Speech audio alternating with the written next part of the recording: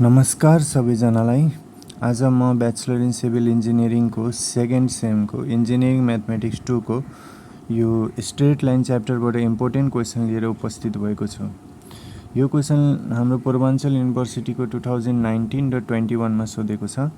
यो क्वेसनले के भनेको छ, दुईटा लाइन हामीलाई दिएको छ अनि दुईटा लाइन हामीलाई इन्टरसेक्ट हुन्छ त्यो चाहिँ प्रुभ गर्न भनेको छ र पोइन्ट अफ इन्टरसेक्सन निकाल्न भनेको छ र प्लेन इक्वेसन अफ प्लेन निकाल्न भनेको छ। त पोइन्ट अफ इन्टरसेक्सन निकाल्नको लागि हामीले के गर्छौँ भने यो दुईटा इक्वेसनबाट एउटा भेरिएबल लेट गरेर एक्स वाई र जेड को भ्यालु निकाल्नु पर्ने हुन्छ। त फर्स्ट लाइन हामीलाई दिएको छ x - 1/2 = y + 1/- 3 = z + 10/8। यसलाई मैले r लेट गर्छु।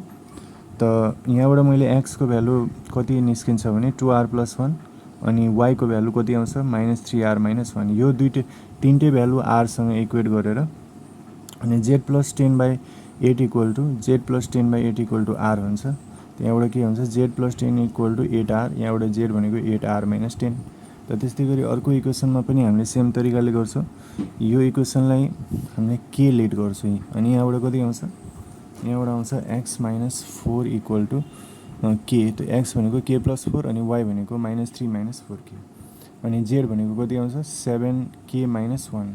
अब हामीले के गर्छ त, यहाँ दुवै x र x कोअर्डिनेट मिलेको छ। यहाँ x कोअर्डिनेटको भ्यालु 2r + 1 छ, यहाँ k + 4। त यहाँ के हुन्छ 2r + 1 = k + 4। यहाँबाट एउटा इक्वेसन बन्छ हामीलाई 2r - k - 3 = 0, इक्वेसन 1। अब इक्वेसन 2 कसरी हुन्छ भने y, यहाँ y को भ्यालु 3r - 3r - 1 छ, यहाँ y को भ्यालु -3 - 4k छ। यो इक्वल टु यो लेख्न मिल्यो किनभने y यहाँ सेम छ। त -3r - 1 = -3 - 4k। यहाँबाट आउँछ यहाँ 3r - 4k - 2 = 0, इक्वेसन 2 भयो। त्यसपछि इक्वेसन 3 हामी कसरी निकाल्छौँ, यो z कोअर्डिनेट इक्वेट गरेर हैन। z को भ्यालु यहाँ 8r - 10 छ, यहाँ z को भ्यालु 10k - 1 छ। त अब के गर्छौँ भने यो दुईटै इक्वेट गरे 8r - 10 = 7k - 1। त यहाँबाट आउँछ 8r - 7k - 9 = 0 आउँछ हैन। यो -10 + 9 गरेर अब हामीले के गर्छौँ, यो इक्वेसन 1 र 2 लाई मैले सल्भ गर्छु। इक्वेसन 1 लाई मैले 4 ले मल्टिप्लाई गर्छु। त यहाँबाट कति आउँछ 4 ले मल्टिप्लाई गरे 8r - 4k - 12 = 0। अनि त्यसपछि इक्वेसन यो जुन आएको छ 8r - 4k - 12, यसलाई मैले के गर्छु त, यसलाई मैले इक्वेसन 2 सँग सबट्र्याक्ट गर्छु हैन। सबट्र्याक्ट गरेपछि 4k कट्यो, यहाँबाट आउँछ 5r = 5r - 10 = 0। त यहाँबाट r को भ्यालु 2 आउँछ। अब यो r को भ्यालु गएर इक्वेसन 1 मा हाल्यो भने मेरो k को भ्यालु पनि निस्किन्छ 1 हैन। r को भ्यालु 2 हाल्यो भने k को भ्यालु 1 आउँछ। त्यस्तै गरी अब इक्वेसन 1 र 2 बाट मैले r र k को भ्यालु जुन निकाले नि त्यो अब इक्वेसन 3 मा हाल्दिन्छु। इक्वेसन 3 मा मैले हालिसकेपछि r र k को भ्यालु त्यो हालिसकेपछि हामीलाई यो इक्वेसन 3 लाई सेटिस्फाई गर्यो भने के हुन्छ, दुईटा लाइन हाम्रो इन्टरसेक्ट हुन्छ भन्ने कुरा प्रुभ हुन्छ।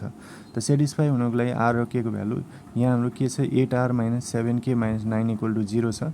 त r र k को भ्यालु यहाँ हालेपछि यदि 0 आयो भने के प्रुभ हुन्छ, यो इक्वेसनलाई सेटिस्फाई गर्छ r र k को भ्यालु।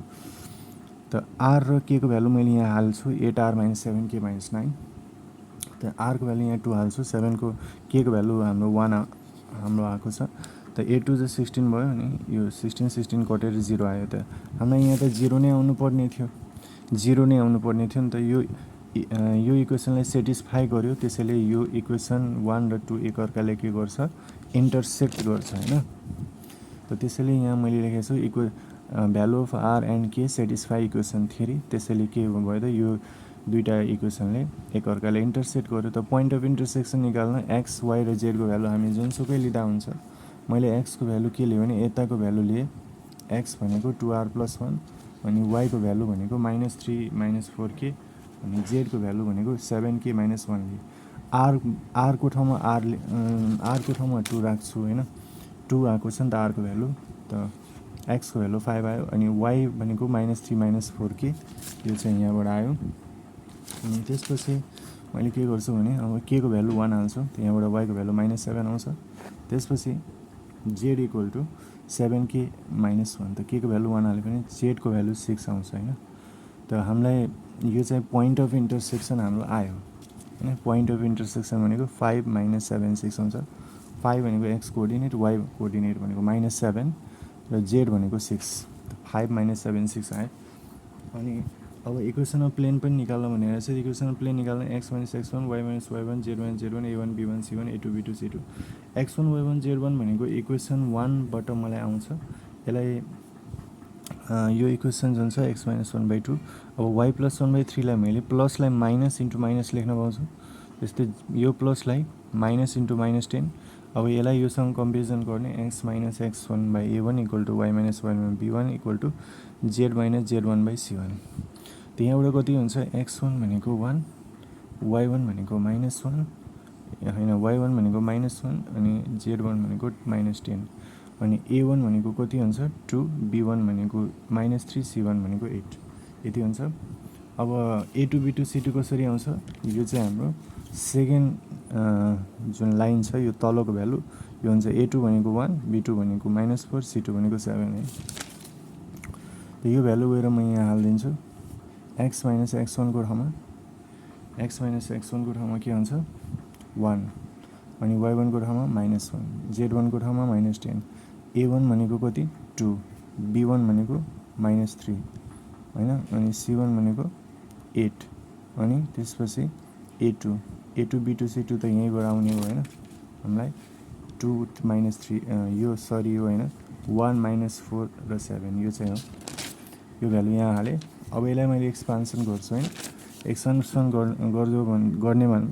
गर्ने बेला जहिले पनि के हुन्छ भने यो दुईटा कट्यो अनि यो दुईटा हामीले लियो हैन। अब यो त सबैले गर्न आउँछ।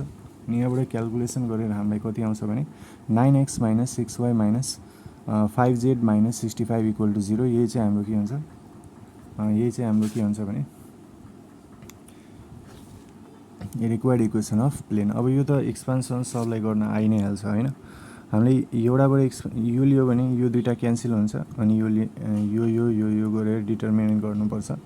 त यति चाहिँ हाम्रो एन्सर हुन्छ इक्वेसन अफ प्लेन। हस् त साथीहरू, यो सल्युसन सक्यो।